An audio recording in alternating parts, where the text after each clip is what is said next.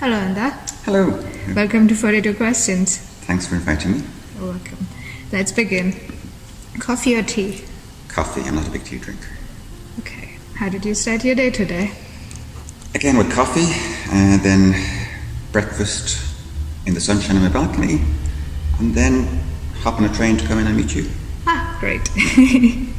How do you stay motivated?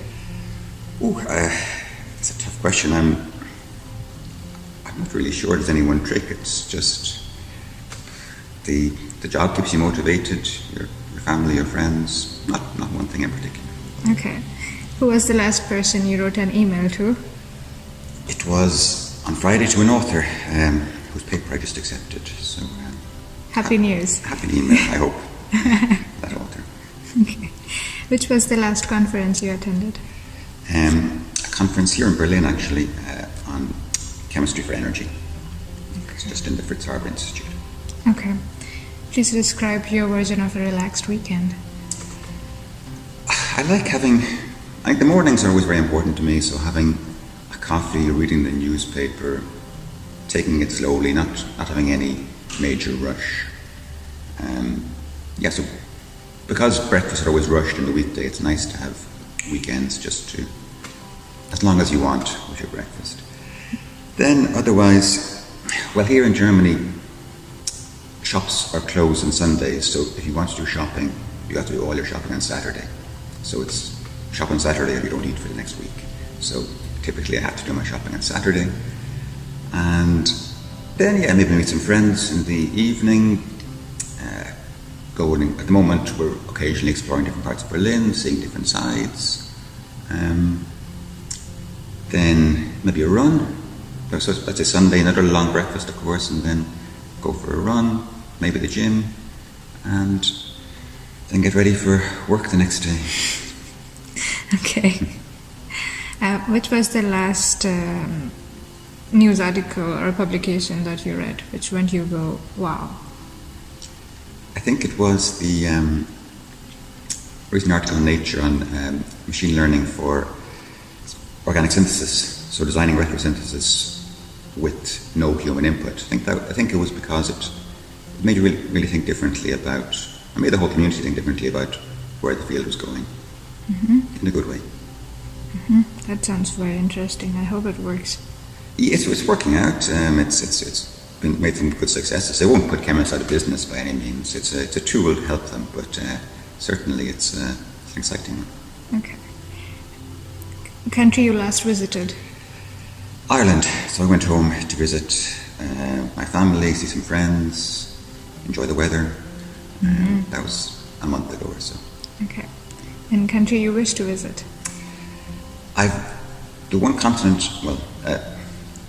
large continent I've never been to is Africa. So I'd love at some point to visit some country in Africa. So that's next on my list. Okay. If you were to have dinner with 3 people, dead or alive, who would you choose? Let's say Bertrand Russell, whose books I really enjoyed when I was younger. Leo Varadkar, the current Taoiseach Prime Minister of Ireland. He's the first openly gay Prime Minister, and the first with parents. I think were first parents from outside the country. His father is from India, and he's, despite being in a centre-right-ish party, he's made a lot of quite progressive decisions recently. And my father. Okay, great. What's your guilty pleasure? Netflix, TV series, more so than movies. Okay. What is the best advice you ever received? My PhD supervisor advised me to travel, see different countries, see science in different countries, and I think that was very, very useful advice. I've been doing it since. Okay. What advice would you give to your 21-year-old self? Not to worry so much.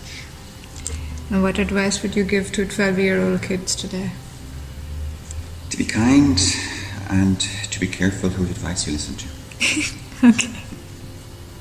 What advice would you give to scientists?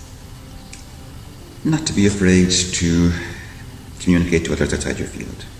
Okay. And your thoughts on scientific publishing, so publishing houses? That there should be a mixture of different outlets and models involved in the publishing industry.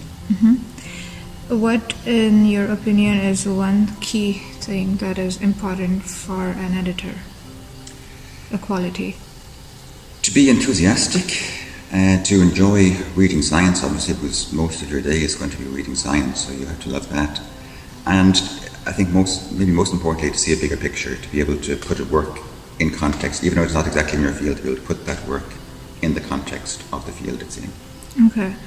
On the scale of 1 to 10, with 10 being we are there, where do you think gender equality is in the publishing houses, so the publishing industry? I think it's surprisingly well, in that most publishing houses are close to 50-50 male-female overall, and that includes also not just at entry level, it goes up higher in the industry as well. So I'm sure we're not there yet, but I think we're closer than a lot of places, so let's say 7 or 8. Okay. What is something you can't do but would really like to learn? Learn German. I really need to do that as soon as possible. You feel guilty being in a country and speaking the basics, but not really having a full grasp. Okay. If you were to change one thing about the research today, what would it be? I suppose the funding applications. It's very tough. It takes up a lot of scientists' time, and it's getting tougher as time goes on. Okay.